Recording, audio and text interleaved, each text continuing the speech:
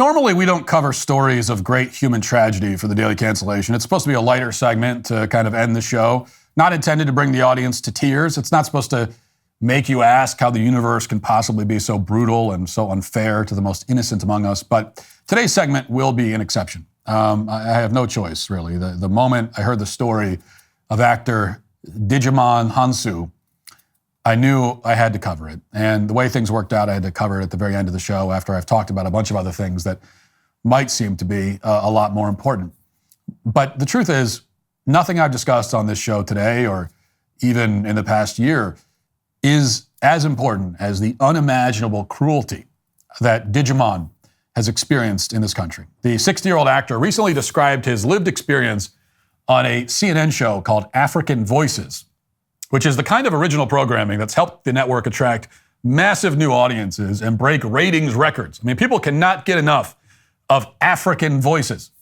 But CNN's unprecedented success is not the point right now. The real point are Djimon Hounsou's problems. And he's got a lot of problems. Let's listen. How has Hollywood changed in terms of African representation in what you see since you started out to what's being produced now? Yes, quite a bit has changed. I must say, because of course, when I came out with Amassed, I was nominated for a Golden Globe, but they ignored me for the Oscars, talking about the fact that they thought that I had just came off the boat and off the streets, where Steven Spielberg, used me for this film, and even though I successfully did that, they just didn't feel like I was an actor for whom we should pay any respect to. So this conceptual idea of diversity and all that, it still has a long way to go. Systemic racism don't change like that anytime soon. I mean, I'm still struggling trying to make a living. I will say that the pain of being snubbed by the Oscars is one that I understand. I have also been persecuted in this way. So, me and Djimon have that in common. We have maybe many other things in common. I don't know, but this is something. So this is a club that we both are a part of. But you'll notice that the anchor begins by asking him a question about African representation in Hollywood. He's looking for Djimon to offer some perspective about how things have changed over time in the decades that he's been working in the industry. But instead of answering the question, he immediately starts talking about himself. And very quickly, he reveals that he's still bitter about an Oscar snub for a movie that came out 28 years ago.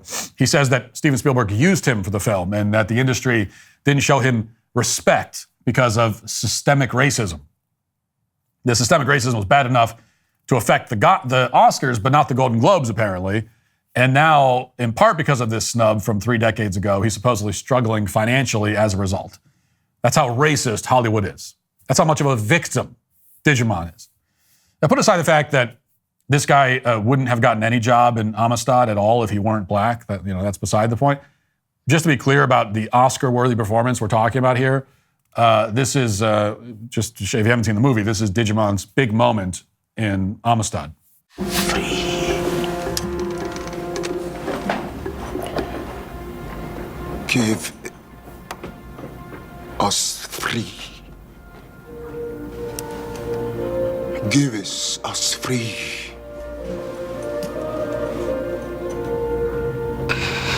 Give us free. Your Honor, please instruct the defendant that he cannot disrupt these proceedings with such Give us free! Yeah, Steven Spielberg, obviously a great, legendary filmmaker, not known often for his filmmaking subtlety, on the other hand. And in the business, this is what's known as Oscar bait. They're daring the Academy not to like this, because if they don't like it, then they must be racist. They must be on the side of the slave owners if they won't give this an Academy Award. But apparently the Academy didn't take the bait on this occasion, which I admit is a bit surprising. Usually when someone portrays a slave in a film, they're guaranteed to win every award they're eligible for. Federal law requires it, I thought. But in Djimon's case, the law was violated, which is racist. And according to him, if you don't think that that's world-class acting, then you hate black people. You're a part of systemic racism. And this systemic racism apparently is the reason that he cannot pay his bills. Watch. I've been in this business and making films now over 2 decades, and still, with 2 Oscar nominations, been in many big blockbuster films, and yet I'm still struggling financially to make a living. I'm definitely underpaid. Growing up, you're one of the first big black actors I saw in big budget films, so it's mind-boggling to me. But that's a sign for you that systemic racism is not something that you can deal with lightly. It's so deep inserted in so many things that we do across the board, and you don't overcome it. You just have to you have to cope with it and survive the best way you can. Apparently, I'm pronouncing his name wrong. Is it Djimon? Djimon Hounsou? Yeah, it's Djimon. Okay, I just Googled it. I just Googled it. I like Djimon better, though. Djimon Hounsou. Okay, yeah, I Googled it. Djimon Hounsou. Djimon Hounsou. Djimon Hounsou. Okay, anyway, so as you could tell, the entire interview keeps going back to Djimon, and he's only capable of talking about himself and blaming his financial difficulties on racists. But if you do any amount of research into this guy, you find out very quickly that his financial difficulties, if he's having them, are definitely his own fault. And it's not even close. According to the New Haven Register and Realtor.com, just 5 years ago, Hounsou bought a $2 million, 4-bedroom, 4-bathroom home in the Trenda Playa Vista neighborhood of Los Angeles. Apparently, by the way, just minutes away from the high-end boutiques and restaurants in the area. And from the images they post online, it's a nice-looking house with a lot of interior space to work with. So it stands to reason that this actor, as you'd expect, was making quite a bit of money from appearing in all those films over the years, including Guardians of the Galaxy, Aquaman, Captain Marvel, Blood Diamond, Gladiator, How to Train Your Dragon 2, Charlie's Angels, both Rebel Moon's films, and so on. He wasn't doing any of that for free. He amassed enough money to buy a $2 million home, which the vast majority of Americans cannot afford and will never be able to afford. And obviously, pretty much no one in West Africa is able to afford it either, where this actor is from. No one in West Africa could even dream of the life that this man is living. So already we can conclude that if Djimon is having financial difficulties, it's because he's overspending. And instead of blaming himself for that predicament, he's blaming white people. Clearly thinks he's entitled to even more wealth because of his skin color. And when that doesn't happen, he concludes that everybody else is racist. As we welcome a new year, it's time to focus on what matters most, creating healthier habits, enjoying more moments with family, and spending less money on going out to eat. GoodRanchers.com is here to help you turn all of your resolutions into solutions. When you buy your meat from Good Ranchers, you're directly supporting local farms and ranches in the U.S. and skipping the chaos and imported meat in the grocery store. Good Ranchers delivers high-quality, 100% American meat straight to your door, so you can start 2025 with better choices, better meals, and better moments at home while still enjoying steakhouse quality meats. Best part, there are no antibiotics, hormones, or seed oils, so you can feel good about what you're fueling your body with. All their cuts are pre-trimmed, pre-portioned, individually packaged, and vacuum sealed, which makes meal prepping easy, even on the busiest days. Good Ranchers leaves you with less food waste and less wasted time. Remember to visit GoodRanchers.com and use my code Walsh to claim $25 off, free express shipping, and your choice of free ground beef, chicken, or salmon in every order for an entire year. If spending more time with family, spending less time on going out to eat, and enjoying quality, nutritious American food is on your resolution list this year, then be sure to visit GoodRanchers.com and use my code Walsh today for meat that delivers just that. GoodRanchers.com, American meat delivered. As for this particular home in Playa Vista in 2023, a couple of years after buying it, Hounsou announced that he was allowing people to rent the property for nearly $12,000 a month. So either reality set in pretty quickly, he realized he couldn't afford the payments, or he decided to make a quick $12,000 a month on his investment while he lived elsewhere. Either way, truly, this is a tragic case we're dealing with here. This poor man is worth only 7 figures. What I read online is he's worth $4 million. I don't know if that's accurate or not, but worth 7 figures rather than 8 or 9. And as a result, he had to rent out his $2 million mansion in Playa Vista. Can you imagine? I mean, there are people throughout the world who suffered Millions have endured torture and enslavement and mass starvation.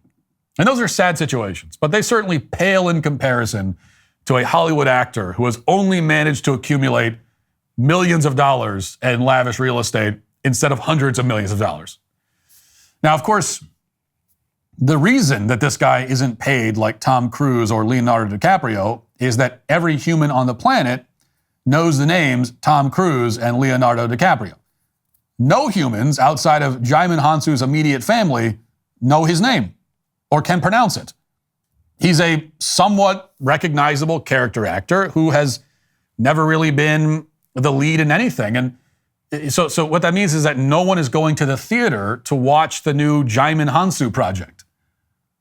Okay, like if someone goes to a movie and sees the movie and they say you like it, and then you say, well, who was in it? And they go, oh, Djimon Hounsou's in it. They're not going to go, oh, Djimon Hounsou's in that one? I got to see that. Djimon Hounsou. I'm in. No one has ever said that in the history. No one. It's never happened. So, people go to the theater to watch a Marvel movie, and then when he appears on the screen, they turn to the person sitting next to them and they go, hey, isn't he the guy from Gladiator? And the other person says, no, I think he was in Blood Diamond. And the other guy says, they're not the same. Just because they're black doesn't mean they're the same person.